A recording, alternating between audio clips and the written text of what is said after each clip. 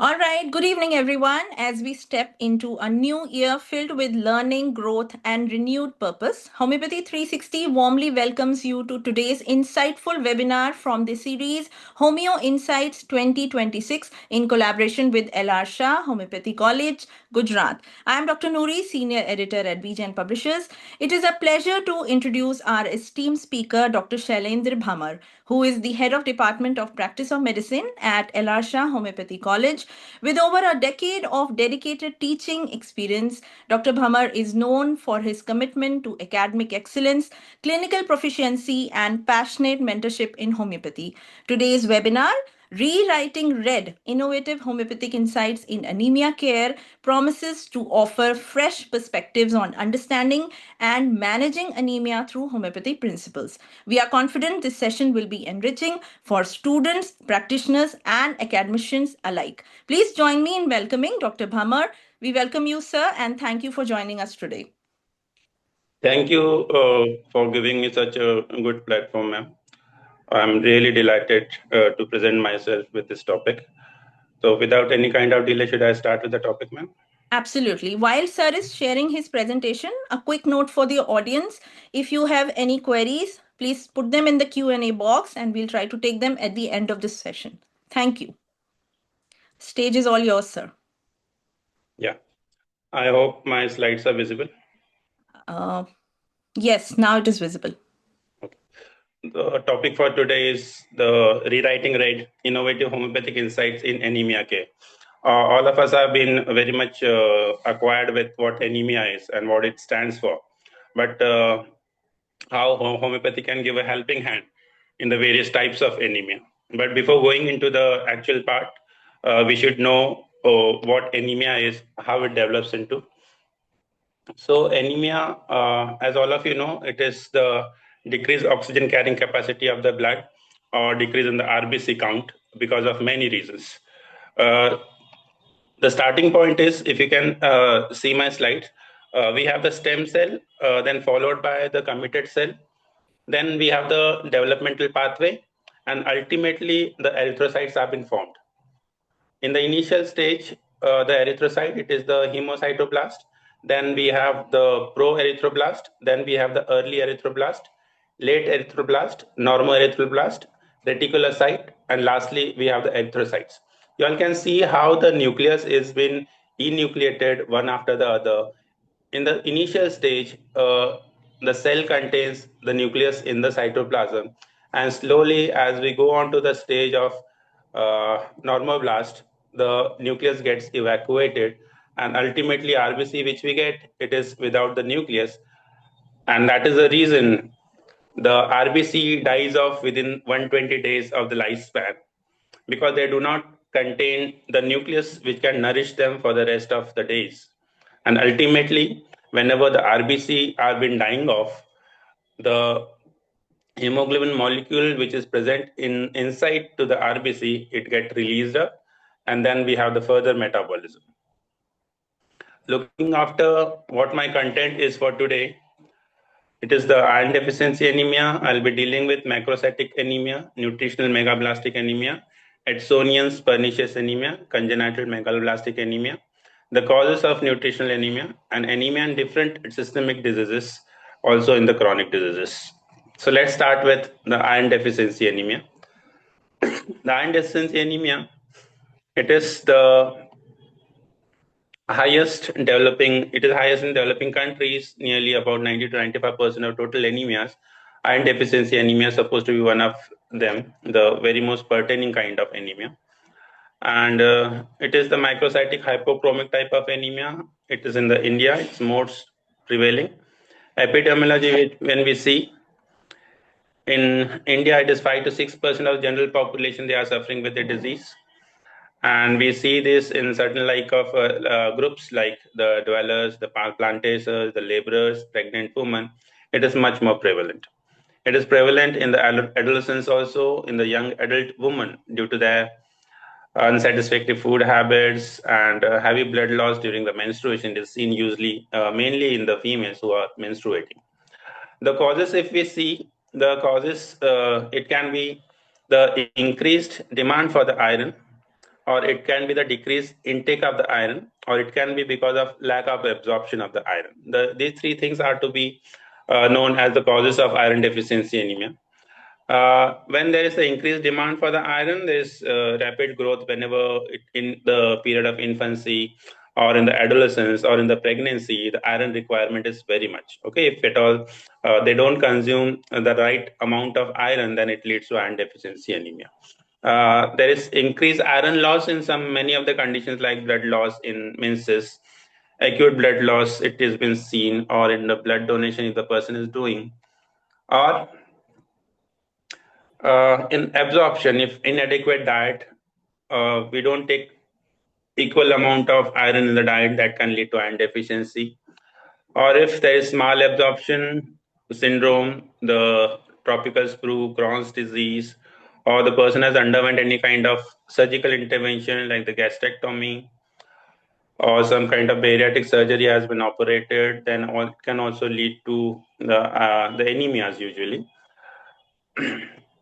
So let us see what happens in the females. Normally, the normal menstrual blood flow is 60 ml per period. The periods which are very much heavy and which occur more frequently once a month, it predisposed to iron deficiency anemia. Around 750 of the iron is utilized from the mother for each pregnancy and the lactation. The successive pregnancy occurring at short intervals without supplementation of the iron during the pregnancy and the lactation, they are bound to deplete the iron stores of the mother and hence leading to iron deficiency. Some of the manifestations like the hookworm infestations or soil contaminated with the helminths, they can lead to chronic blood loss from the upper GIT, and heavy infestations have been bound to cause anemia. If the nutritional status is good, anemia may not occur even with the moderate warm loads. But in majority of the cases, hookworms, they act as most common aggravative factor in the presence of undernutrition.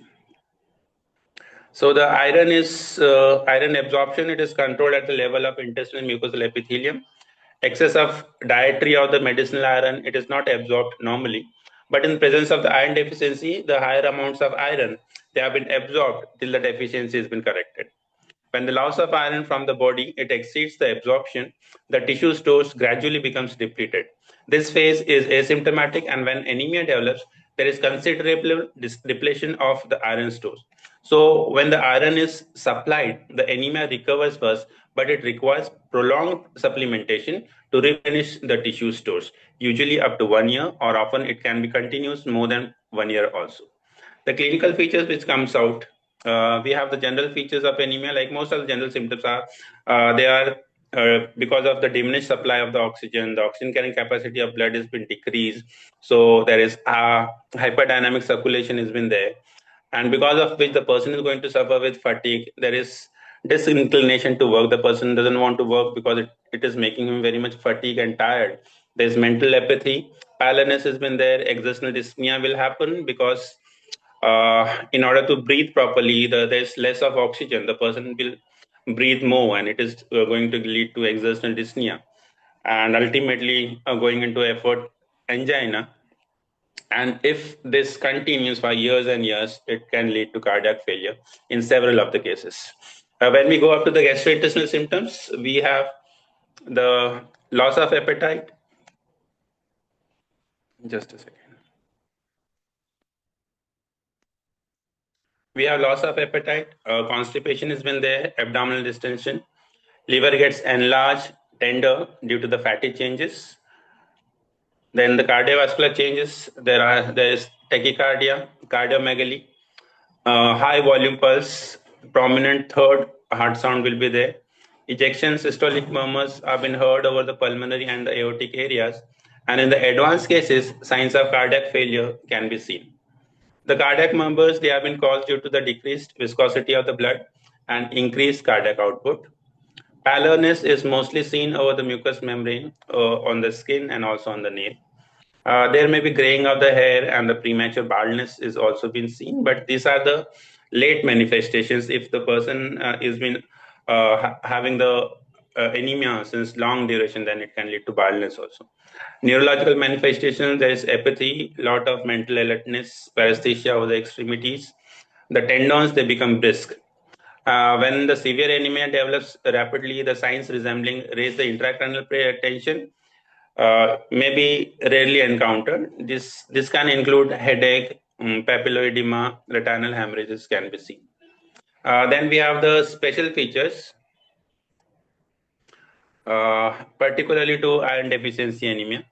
The onset is gradual over the years. It takes a lot of time to have the full manifestations of iron deficiency anemia. We have loss of appetite. In that, we have pica.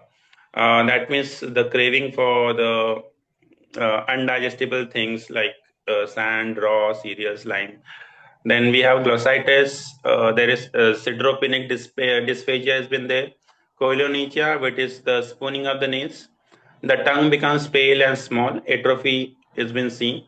Dysphagia takes the form of feeling of obstruction and food sticking at the upper end of the esophagus, especially on swallowing the liquids. This is called as the Plummer-Vinson syndrome or the Kelly-Patterson syndrome, and this is because of in the esophagus some sort of webs have been formed, and these webs they do not allow the patient to deglutiate properly, and this is the cause for this. When we go up to the nails, we have the initial changes. We have thinning of the nails, crackling and brittleness of the toes, the nails of the toes, fingernails, and then they become spoon shaped, which we call it as koilonychia. Then we have the alimentary tract, the symptoms, mobility of the GI tract, it has been reduced because it leads to constipation. Then how we can go for the diagnosis? For the diagnosis, we start with the red blood indices where it goes the MCV, MCH, and the MCHC. MCV is the mean cell volume, MCH is the mean cell hemoglobin, then we have the mean cell hemoglobin concentration. This gets altered whenever the person is suffering with iron deficiency anemia. You all can see the formulas, how we can calculate this. Going up to the next investigation, that is the PCV, packed cell volume. It is also called as the hematocrit. The volume which has been occupied by the erythrocyte in a given volume of the whole blood sample. This is the packed cell volume, which again gets altered because of anemia. We also see some sort of degenerative forms of the RBCs where the size of the RBC it gets changed, and that is called as poikilocytosis and anisocytosis, or they can come in combination of anisopoikilocytosis also. So we have the change in the shape and size of the RBCs. So that is the degenerative forms of RBCs which have been seen in iron deficiency anemia. And then we have the abnormal RBC morphology where the size of the RBC may change. It may be the microcytic type of RBC or it can be the macrocytic type of RBC. Microcytic type of RBC, when the size of the cells, they become very much smaller in size, micro in size, which is seen in the iron deficiency anemia. And when the size of the RBC, it is larger in size, that is the macrocytic, which is a feature of megaloblastic anemia. So that all the investigation which we see. Then coming into the diagnosis of iron deficiency anemia, the erythrocytes, like I said, they are microcytic. They become smaller in size, but they are hypochromic. They are not hypochromic. Okay, so the color is less as compared to the normal color of that. MCHC, it is less. The red cell distribution width, it is above 17, and the bone marrow it shows the normoblastic hyperplasia with absence of the stainable iron because iron is less in concentration. This is the red blood cell distribution width, which we normally call it as RDW. It is the measure of variation of the RBC size. It indicates the greater variation in the size. It is mainly used to differentiate anemia of mixed causes from the anemia of single causes. Then we have the serum iron, how much it should be. It is usually below. The transferrin levels, they can be normal or they can be increased depending on whether the liver has been involved in that. Then we have the TIBC, total iron binding capacity. It is in males and females. We have the alteration in the ranges of the TIBC. And then we have the estimation of the serum ferritin. It is helpful to assess the iron stores in the body. And wherever facilities permits, it should be done. The value below 15 microgram per liter, it suggests the depletion of the iron stores. Iron usually it has been stored in the liver in the form of hemosiderin. Okay, and whenever the body requires, that has been thrown into circulation, then it can be utilized. In iron deficiency anemia, the transferrin saturation is low and is often below 15%. Iron is present in the plasma also in the form of ferritin. The serum level of ferritin, it reflects the iron stores of individual, more reliable than either the serum iron or the transferrin saturation. The normal levels here you can see very well. Then afterwards, normally there is stainable iron in the bone marrow when there is iron deficiency anemia form of storage iron disappears, and it is not going to stain the iron, and we cannot see any kind of stain because the iron concentration is less. And the absence of stainable iron in the bone marrow, it is a reliable evidence of iron deficiency. It is going to give you the perfect diagnosis whether the person is suffering with iron deficiency or not. Then we have the free erythrocyte protoporphyrin level, that is the FEP. It is mainly the erythrocyte zinc protoporphyrin, which is EZP. It is very sensitive index of iron deficiency anemia. In cases of uncomplicated type of iron deficiency anemia, the zinc level is somewhere around 100 to 1000 microgram per deciliter. Then coming on to the complications, the infections of the respiratory tract we can see, or the GIT urinary tract, it is more common. So this can lead to the infections of all these structures or the organs. Then chronic anemias, it reduces the efficiency in the work and study, impairment of the cognitive functions of the brain, and the retardation of learning ability and the motor skills in the children. Usually it is seen in the megaloblastic anemia where the folic acid has been deficient. Then we have the treatment. The treatment can be done by correction of the anemic state, replenishment of the iron stores, elimination of the cause. Then the correction of the anemia can be done. There is the meat, liver, green vegetables, onions. These are the sources of iron which can be consumed by the patient so that the level of the iron can come up to the normal level. Then the response is evident within a week. It improves the well-being and the activity. Return of the appetite, increase of the hemoglobin and the reticulocytes. It is going to give the normal level of the iron, and the person can get relief of iron deficiency anemia. On an average, the hemoglobin rises at the rate of 1% every day. Iron salts have to be continued for at least 6 months after the hemoglobin level reaches the normal view, with a view to replete the iron stores. Then parenteral iron is being indicated when the oral medication becomes impossible because of side effects or because when the anemia has to be corrected within a shorter period. So parenteral route has to be given. The parenteral iron rises the hemoglobin by 2% per day, and the oral it rises 1% per day. The formula for calculating is this, which you can see. It can be also administered intramuscularly also. And then what are the prophylaxis for iron deficiency anemia? The iron has to be given prophylactically to the vulnerable groups which are likely to develop the iron deficiency. The individuals, they can be the premature infants, the infants which are been fed totally on the unfortified milk, or it can be given to the pregnant and the lactating woman, and the patient who have surgical operations on the stomach where the stomach is been removed or some part of stomach has been removed, so they can be given as a form of prophylactic. And what are the measures to eradicate the iron deficiency anemia in the community? There should be improvement in the nutrition, then the estimation of the helminthic parasites, if they are there, they have to be get removed. There is provision of protected drinking water, sanitary latrines are to be there, then prompt treatment of the respiratory and gastrointestinal infections has to be done. So that was all about iron deficiency anemia. The management we'll see in the last how homeopathy can help in iron deficiency anemia. Now coming up to the megaloblastic anemia, the word itself suggests that the cells they become blast, they become larger in size, and they become larger in size because of the deficiency of two things, that is the vitamin B12 and the folic acid.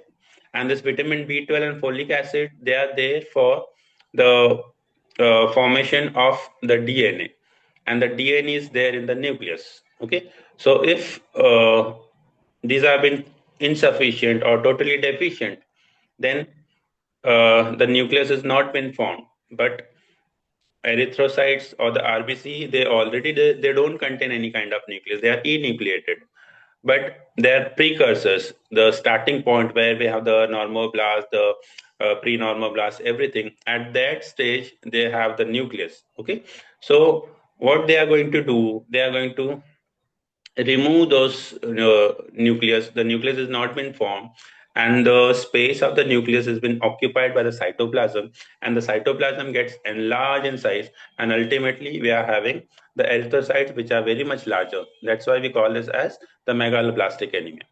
So let's see, it is the most common form of anemia, and it has been caused by deficiency of the folic acid, vitamin B12, or it can be in combination of both the two. Folic acid, it is more frequent than vitamin B12 deficiency in all parts of the country. Folic acid, the source is how we can obtain folic acid. They have been obtained from the diet like the green vegetables, sprouted cereals, pulses, liver, meat, yeast, and some other things. The daily requirement of folic acid is zero point 0.1 milligram per day. That has been essential. The causes of megaloblastic anemia. There is excessive demand which occurs during the growing period when the child is growing, that is the growing spurts, or in the pregnancy, or when the person is getting uh, from the illness to the betterment, that is the convalescence from the illness. The folic acid, it has been absorbed from the small intestine, and malabsorption states like if the person is having celiac sprue, celiac disease, it may lead to folate deficiency because the folic acid cannot be absorbed if the person is suffering with such diseases. And in communities where the nutritional status is marginal, diarrheal disease, they precipitate the folate deficiency. Several drugs such as sulfonamides, they interfere with the metabolic pathways in utilization of the folate. The folate deficiency, it can manifest within few weeks to months depending on the onset of the deficiency in the diet. The total body folate in the adult is somewhere around 10 milligram. With the liver, it contains a larger concentration of folate acid. The daily adult requirement is 100 microgram, and it is sufficient for that person for the next 3-4 months. And even if within this 3-4 months, if the folate acid has not been supplied or consumed, it is not going to harm the person. But if it continues for more than 3 months, it is going to lead to the folic acid deficiency. Then coming on to the vitamin B12, daily requirement is somewhere around 1 to 3 microgram. The body stores are of the order of 2 to 3 gram, which is again sufficient for next 3 to 4 years. Even if the supply is less, then also the person can be healthy because the vitamin B12 is been stored in the body for the next 3 to 4 years. But if it exceeds more than 3-4 years for without having any kind of vitamin B12, then it is going to lead to vitamin B12 deficiency. The from where it can be obtained, it can be obtained from the milk or any other milk product, the fermented milk, the buttermilk, yogurt, or curd. The dietary deficiency occurs in those who are vegans, those who consume only the diets of the plant, originally excluding every dairy product. So they are more vulnerable to have the vitamin B12 deficiency, and that can lead to megaloblastic anemia. Vitamin B12, it is absorbed in the distal part of the ileum in combination with intrinsic factor. So the intrinsic factor, it is there in the parietal cells of the stomach. Whenever a person is consuming vitamin B12, it goes up to the stomach. So the intrinsic factor, it follows the vitamin B12. Then in the intestine, where the medium is favorable, intrinsic factor gets combined up with vitamin B12, and then only it can be absorbed properly by the intestinal flora. If the intrinsic factor, if the intrinsic factor is not there, so vitamin B12 cannot be absorbed and it cannot form the erythrocytes properly. So again, it is leading to megaloblastic anemia, which is called as pernicious anemia because of the autoimmune disorder of the parietal cells of the stomach. The intrinsic factor, they get destructed or they are not been formed properly. That is the Edsonian's pernicious anemia. Then in the blood group, the blind loop syndrome, where the vitamin B12 is taken up by the bacterial flora, and then it colonizes the blind loop within the intestine. That is again going to cause. Then, if the fish tapeworm infestations, again they are going to consume all the vitamin D12, leading to deficiency. In normal subjects, there is adequate store of vitamin B12, which may last for several years, like I said before. Therefore, the dietary deficiency of vitamin manifests clinically only after several months or the year. Cyanocobalamin has been required for normal metabolization of the myelin and other component of the nervous system. Therefore, deficiency of the factor leads to lesion in the nervous system as well. So, along with anemic manifestation, the person is going to manifest with the nervous system or the nervous manifestations. The clinical features, the onset is very much insidious.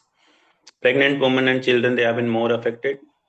In addition to the common features of anemia, they can be distinguished. The person is having the large beefy tongue, opposite of the tongue of iron deficiency anemia. There they have the atrophy lung of the tongue. Dark pigmentation have been seen over the palms, soles, face, and the tongue. Hepatosplenomegaly, mental changes, neurological involvement in the vitamin B12 deficiency. The neurological abnormalities, they include peripheral neuropathy, degeneration of the posterior column and the pyramidal tract, subacute combined degeneration has been seen, psychiatric disturbances, optic neuritis, it may occur, hyperhomocystinemia has been seen, thrombophilia leading to pathological thrombosis in the arteries and the veins. Then the investigations, hemoglobin level, it may vary from 5 to 8 grams per deciliter, or it may be less than that. MCHC is within the normal range, while the MCV, it increases and may be high up to 120. The cells is macrocytosis. They become larger in size, opposite of iron deficiency anemia. We see anisopoikilocytosis easily recognizable. That means the size and shape of the RBCs vary. Nuclear material, it may be present in the erythrocytes. These are seen as the whole body bodies, whole jolly bodies, or the corbets in the microscopy. Leukocytes, they may be normal, they may be or they may be decreased in the number because the larger erythrocytes, they don't give that much of space for the other cells. So the leukocytes, they may decrease in the number. Granulocytes, they are larger than the number, showing increased lobulation with average lobe count higher than 5, which are the macropolycytes. This change in the leukocyte is very helpful in diagnosis when the morphology of erythrocyte is equivocal. Then the platelet count, it may be decreased at times. Platelet function may also be defective, again because of the lack of space. The platelet don't get the space properly, so the numbers may be less. The bone marrow, it becomes hyperplastic due to erythroid hyperplasia. All stages of megaloblast, they have been present. Normal blastic erythropoiesis may also be present simultaneously. In the absence of iron deficiency, hemocytin content of the marrow is increased. Lifespan of the red cells is moderately decreased. Then the levels of the folate and the red cell folate, they have been diminished. Normal level of folate in serum is 6 to 20 nanogram per ml, and that in the red cell it is 160 to 140 to 640. Serum levels, they are below 3, and the red cell levels, they are 100. The serum vitamin B12 level, they are again less than 100, and they are indicative of the deficiency. What treatment can be provided? Overall dietary correction should be undertaken. They are supposed to be fed with the diet which contains lot amount of vitamin B12 and folic acid. Oral administration can be done. Supplementation of the folic acid, they are going to improve the anemia due to deficiency of vitamin B12 also, but not the neurological complication. In the later stages of the therapy, deficiency of iron may develop, and iron may have to be given along with vitamin B12. It can be rapidly corrected by the intramuscular injections of hydroxycobalamin, or oral doses also can be given. Now let's see the prevention of this megaloblastic anemia. Oral supplementation can be given zero point 0.1 milligram per day to the persons, those who deserve this, like the growing children, the subjects, they have been receiving the anti-epileptic drugs, and they can help to prevent the folate deficiency. It can also be given in the pregnant woman, where the megaloblastic anemia has developed 5 milligrams should be given to the orally throughout. And it can be given to the infants also orally as a supplement. Therapeutic administration also can be done in the pregnant woman. So the prophylactic oral supplementation of vitamin B12 is given as 10 microgram, either singly or along with the other deficient factors during the pregnancy, and in those marginal nutritional status. When absorption is defective, intramuscular injection has to be given. So that was all about the megaloblastic anemia. Coming into the other side of megaloblastic anemia, which is called as the Edsonian pernicious anemia. Normally, we call this as pernicious anemia. And the pernicious anemia, like I said, it is rare in the Indians, but it is mostly seen in the Caucasian population, found more often in the older age groups, only rarely below the 30 years group. It may be familial or it may be seen in both the sexes at a time. We see some kind of antibodies which have been directed against the gastric parietal cells, and they are present in the 80 to 90% of the cases. The antibodies against the intrinsic factor, they have been demonstrated in the serum as well as in the gastric juice in the smaller proportions of the cases. This is autoimmune disease. The disorders, it can be accompanied with other kind of disorders like myxedema, Addison disease, thyrotoxicosis, Hashimoto's, or the vitiligo. So it can go hand in hand with the other autoimmune disorders. The gastric mucosa, it undergoes atrophy. It results in the absence of the intrinsic factor and the gastric acid. The dietary vitamin B12, it has not been absorbed properly, and this leads to megaloblastic erythropoiesis. Then several other tissues also get affected, particularly the nervous tissue. Then we have the demyelination of the pyramidal tract, and the posterior column also it gets demyelinated. The carcinoma of stomach develops in 4% of the cases once there is a follow-up. The clinical features of pernicious anemia: onset is insidious. In addition to symptoms of the anemia, special features they include again the soreness of tongue, there is paresthesia of the hands and the feet, diarrhea, yellow tinge on the skin, mucous membrane, and the tongue is totally atrophic. We can see the palpable spleen in the 25% of the cases. The spinal cord involvement, it results in the subacute combined degeneration manifestation has varying combination of the dysfunctions of the pyramidal tract and the posterior columns. Psychiatric symptoms are more common. They can be melancholia, depression, behavior disorders. If we don't have the proper treatment for this, the disease follows a prolonged course, ending fatally due to severe anemia or its complications. The megaloblastic change and anemia are rapidly corrected by parenteral administration of vitamin B12 or the oral administration of the folate. What do we see in the lab investigation? The erythrocytes, they are microcytes, they are larger in size, along with anisopoikilocytosis, the change in the shape and the size of the RBCs, the bone marrow is megaloblastic, and in a florid case, the hemoglobin is usually below 7 grams.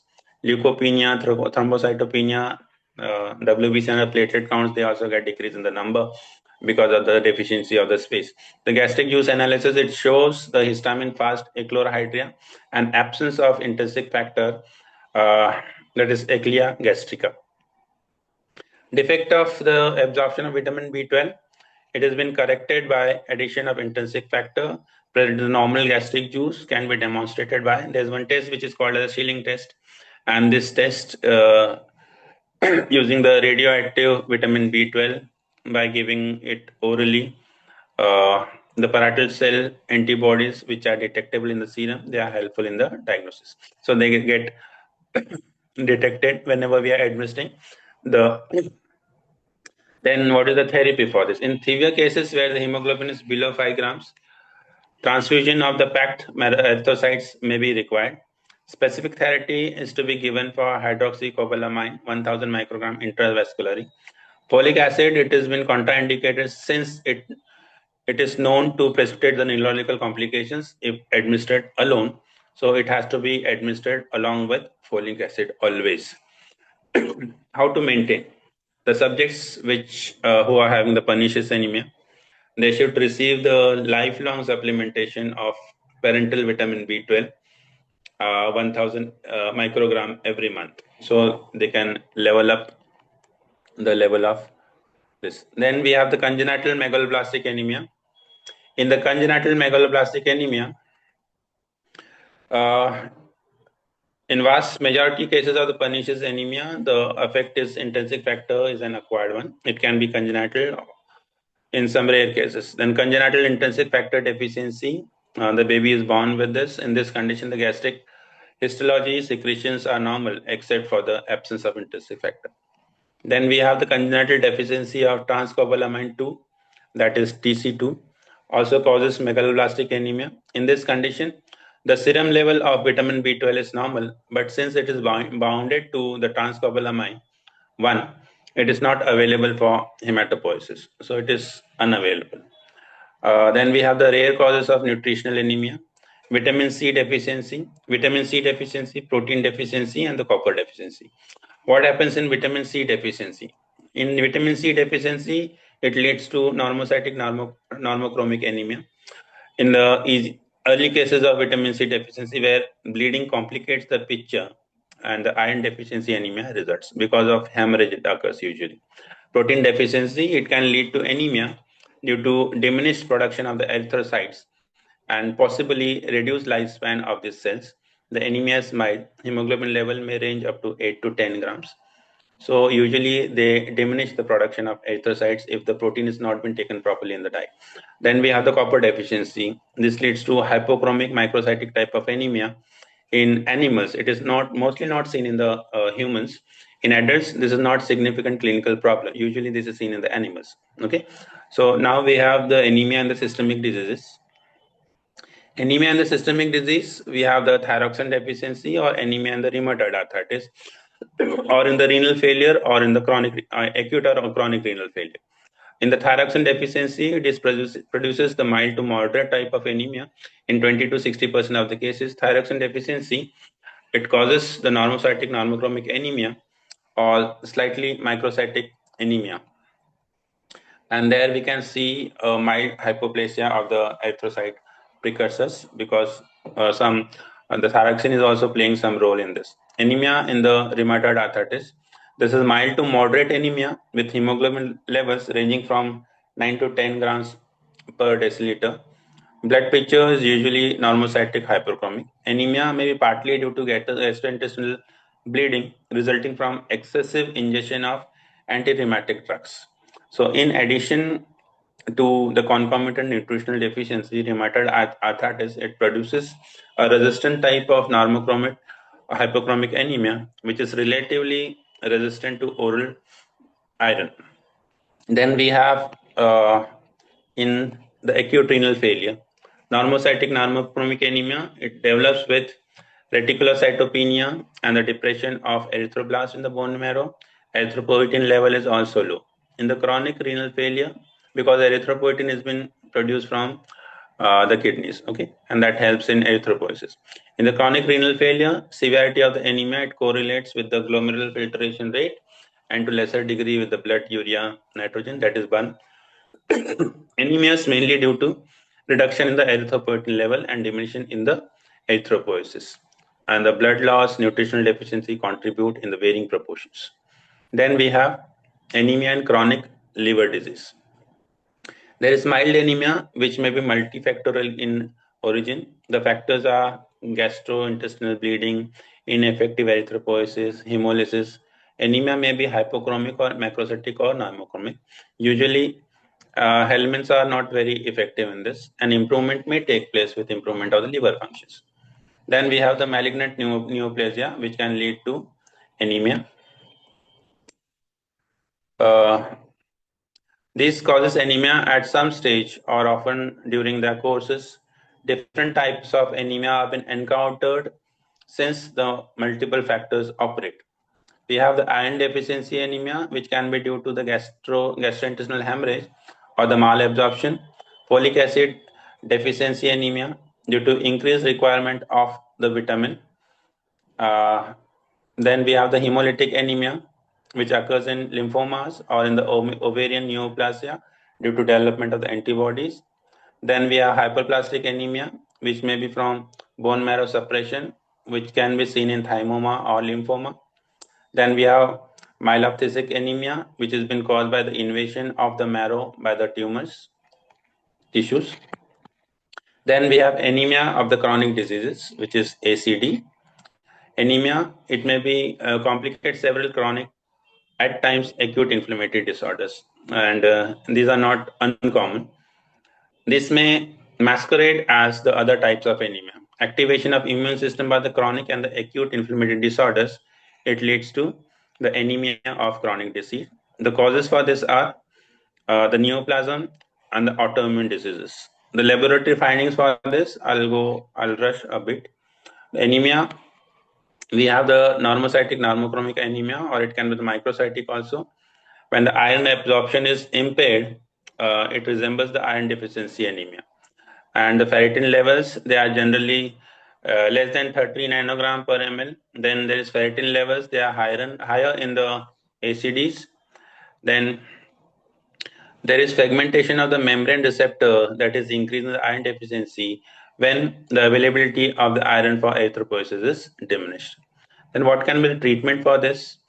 It aims for the treatment. The aims of the treatment are to raise the hemoglobin up to 12 grams, and alternate attention to the underlying disorder has to be given. Then we have the anemias of the infections also. Infection, it suppresses the erythropoietin production, non-specifically inflammatory cytokines, they also depress the production of erythropoietin.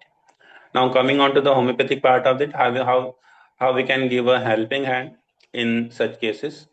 Going up to the repertory part, we have the Kent's repertory. In the Kent's repertory, they have mentioned the rubrics: generals anemia, hemorrhage after, generals chlorosis.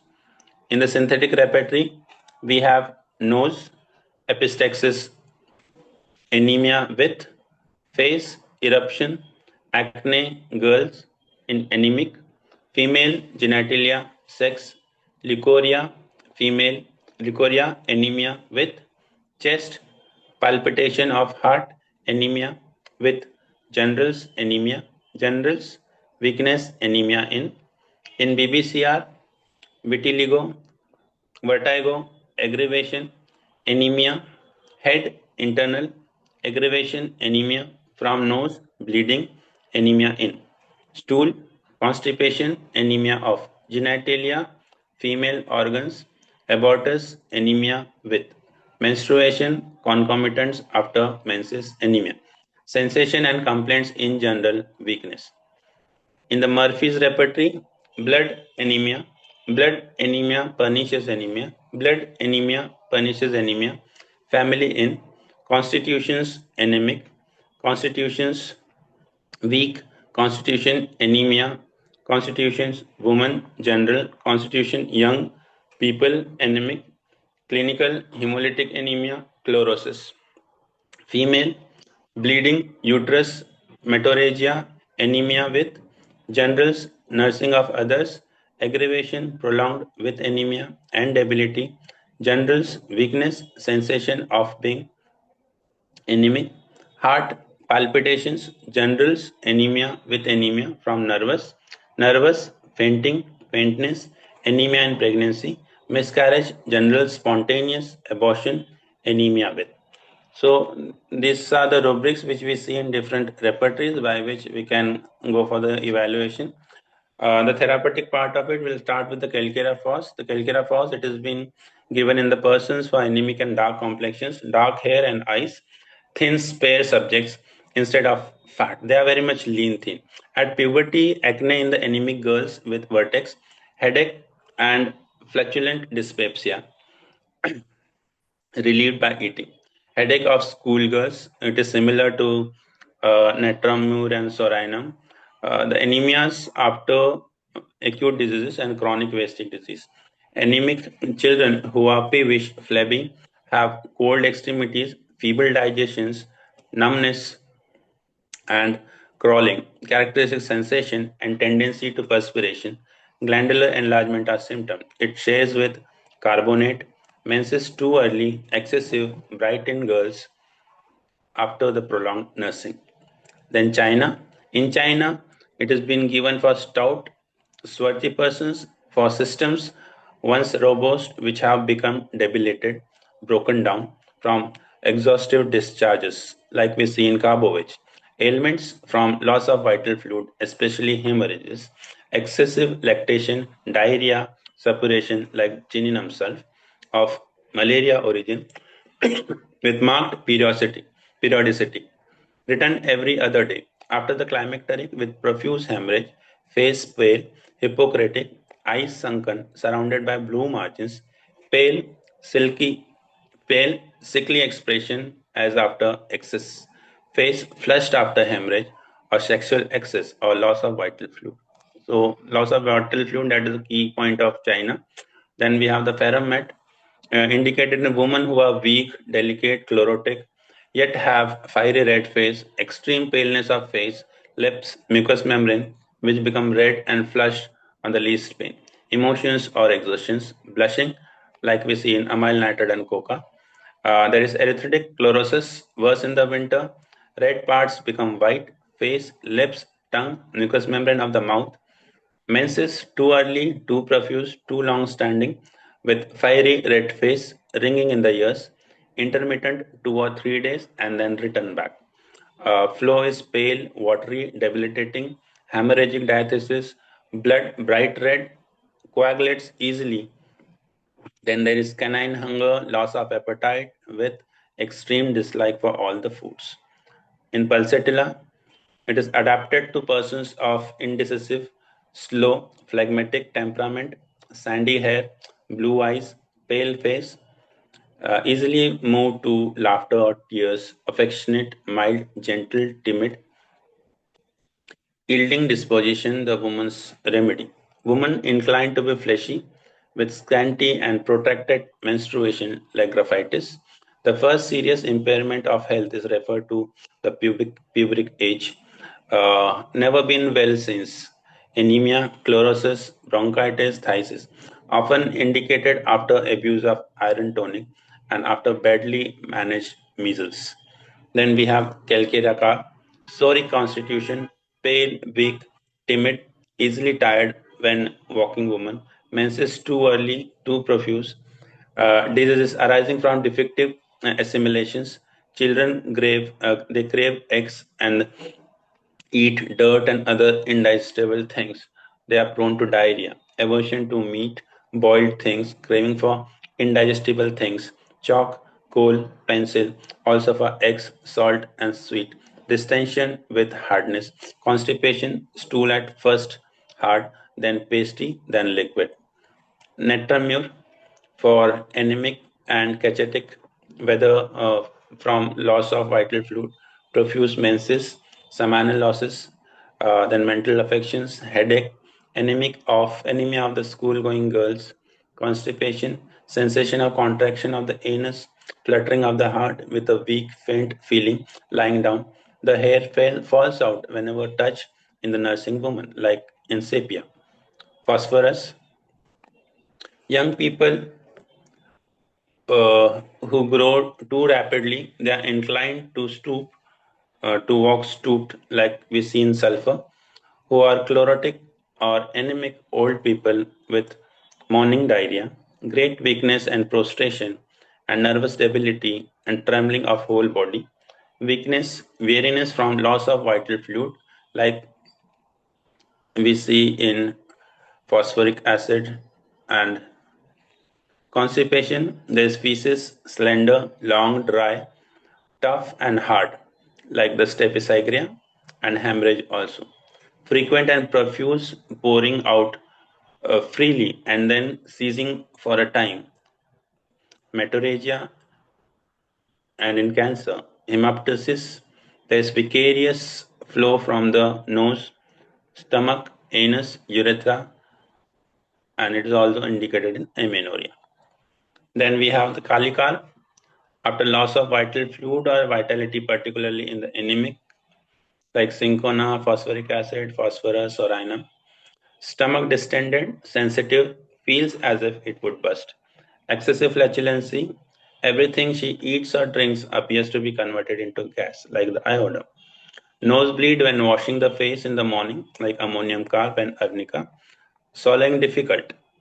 Food goes down the esophagus slowly. Large, difficult stools with stitching pain an hour before. Uterine hemorrhage, constant oozing after copious flow with violent backache, relieved by sitting and pressure, palpitation and burning in the heart region. So these all we see some of the medicines which have been indicated in cases of anemia, and the references from where we have I have taken all this is in front of you. I have used many of the allied books and the homeopathic books also, like the Boric Allen and Bogas and the Frederick Schoens. So that was all about anemia and the homeopathic part of it.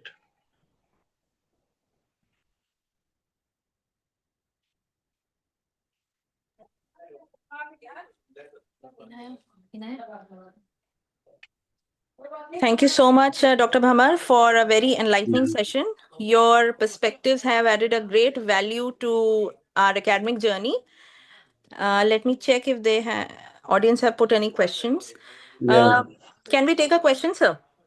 Yeah, sure, sure. I'm ready. Dr. Y.N. Rao is asking, what is the potency and frequency or repetition of various medicines suggested for anemia cited in the screen? The potency and the frequency, the doses they're asking. Right, right, right.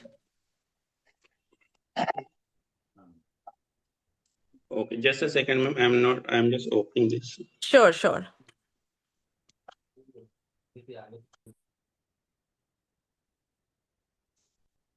The potency, and the frequency depends on the individual constitution. It depends on the individual's constitution, their mentals, and everything. And the frequency is also going to be with uh, the kind of individualization, how we are taking up the case, how we are handling the case. That is going to give you the potency and the frequency.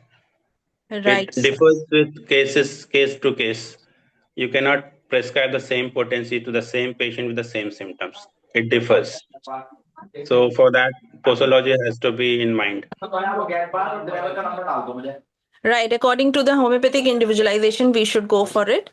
Yeah. Uh, absolutely, sir. I think that is it.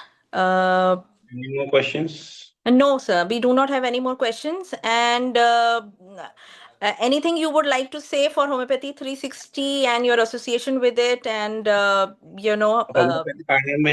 in touch with Homeopathy 360 since last 2 or 3 years, and I've been a very great fan of this. Even I have been in the panelist, I have been the speaker, and I have as a participant also I have been there. It's a very overwhelming response from you people, and your people are doing a very good thing. Please keep it up, and we are there for you in the future also. Thank you so much. thank you, sir, for your kind words. We thank our audience for their active participation, and we really look forward to welcoming you for many more such insightful sessions. Thank you, sir, for giving us time. Thank you so much. Thank you so much, man. Good Is night. that all? Yes, good night, everyone. Thank you. Good night.